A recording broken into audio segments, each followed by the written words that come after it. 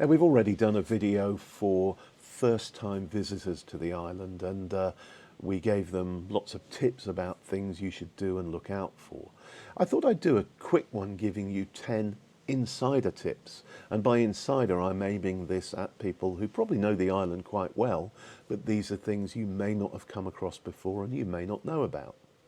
And the first one is, don't park in the first car parks for Teguise Market. Now, many of you will have enjoyed visiting Teguise Market, which is the biggest market in the Canary Islands on a Sunday. And whichever way you come into Teguise, whether it's from the San Bartolome end or up the Teguise road, you'll see that there are guys with high-vis jackets on who will frantically wave at you to come into their car parks as you're heading up the hill in both directions. The thing is, those first 2 or 3 car parks are quite a long way from the market, and the walk is uphill. So if you want to save yourself a bit of a walk, avoid the first 1, 2 or 3 and look for one of the later car parks which are much nearer the market itself. The second tip is to bring some euros with you. There is an ATM, but it's one of those freestanding ATMs that sits in the airport. I don't think it holds a lot of money, and as I understand it, 7 times out of 10 when someone goes to draw money out of it, there's no cash left in there. So bring some euros with you so that you could, particularly if you're arriving in the evening, so that you can pay for your taxi and your first drinks and all that kind of good stuff. Next up, we've got a few tips here that all relate to the sun. Now, bear in mind we're quite close to the equator. We're a long way south of Northern Europe. The UV here is extremely high, much, much higher than you'll be used to. So the first tip relating to the sunshine here is to find shade. Don't think you can spend all day, even if you're well creamed up, in the sun if you're coming from Northern Europe. You will really struggle with it. At best you'll get sunburned, and at worst you'll become severely dehydrated.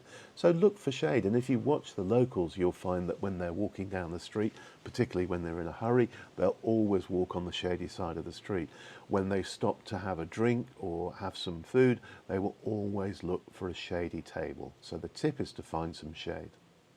And we touched on sun cream just now, and the next tip is to use really high quality sun cream. I cannot stress this enough because the cheap stuff just doesn't work. The UV comes straight through it. So buy good quality sun cream and reapply often. Yes, it's fairly expensive, the good stuff, but it's worth every penny because you can completely ruin a holiday by getting burned in the first 2 or 3 days and then having to stay out of the sun for the next 2 or 3 while everything calms down.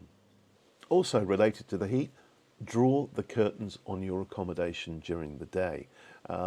Now, if you look at locals' properties, the old Canarian houses all had shutters on the outside. Even the modern apartments have sort of electric steel shutters that come down on the outside. And if you go around through the island in the middle of the day, you'll see that everyone's curtains are closed and those shutters are down. That's not that people are having a siesta or don't want to be disturbed. They are trying to keep their properties cool. And the solar gain through glass from the sun here is extremely high, particularly in midsummer, and rooms heat up massively if you don't draw the curtains. So when you're going out to the beach in the morning, draw the curtains on your apartment, even if you've got air conditioning. When you come back in the evening, you'll find it's much more bearable than if you don't do that. The next tip is to bring painkillers with you. Now that might sound a bit strange, but in most Northern European countries, you can buy painkillers, and I'm talking about stuff like paracetamol and ibuprofen. You can buy them in supermarkets. Here you cannot. You can only buy those things from a pharmacy. So my recommendation is just to pick some up in your local supermarket and have them in your travelling kit with you in case you need a painkiller. And it will just save you the hassle of finding a pharmacy that's open and explaining what you want to buy them from there. Let's talk about public toilets now. Now, I have a few people who have complained to me that there is a real lack of public toilets in Lanzarote, and it's true, and the same applies across all of Spain. We really just do not have a culture of putting loads of public toilets around the place. You will find them in the resort areas, but they're not that common. And here's the reason for it. People don't use them. Spanish people just generally do not use public toilets. What they do is they call in, when they need a wee, they call into the nearest bar or cafeteria, they sit down, they order a cup of coffee, a glass of water or a small beer, and they will use the toilet in the bar or cafeteria. So that's the culture here. It only costs you €1 or two to have a coffee and have a wee. Next up is to learn what we call the Peacon shuffle. Now, Peacon is that sort of very gritty volcanic ash that you'll find on all flower beds on the island.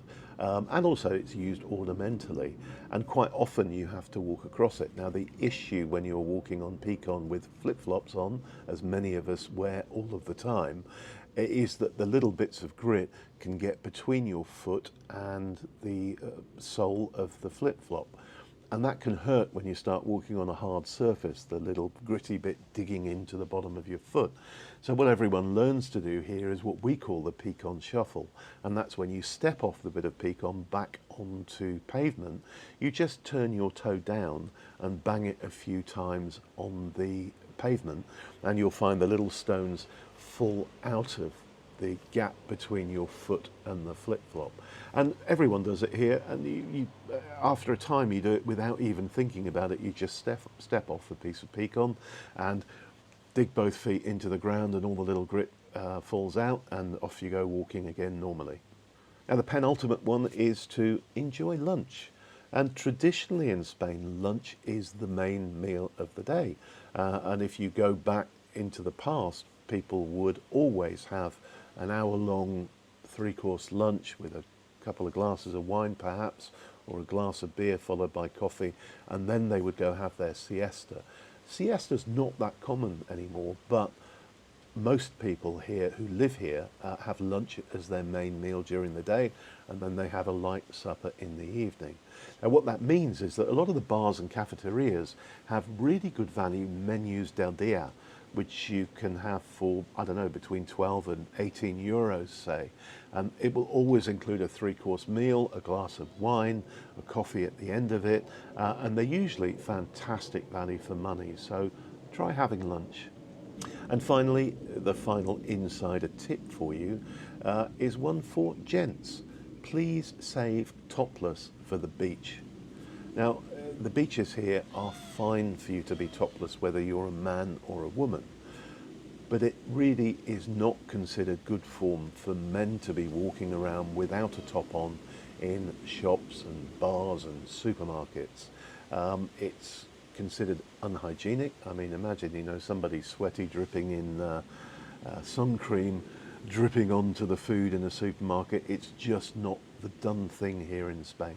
No one will say anything to you because Canarians are too polite to do that, but they will pull a bit of a face behind your back if you're wandering around a shop, a bar or a supermarket without a top on. So gents, please save it for the beach. And that's it for this series of insider tips for regular visitors to Lanzarote. I hope there was some stuff in there that was useful to you. If it was, please give us a like. If you haven't already done so, subscribe to our channel. We produce lots of videos like this, one every week. And we also produce a weekly news video which goes out on a Saturday morning and will bring you up to speed with all of the news from your favourite island. So finally, thanks for watching. I'm being plagued by flies around here at the moment. I don't know why. Finally, as I said, thank you so much for watching. We really appreciate every view, and we'll be back with another video very, very soon. Bye for now.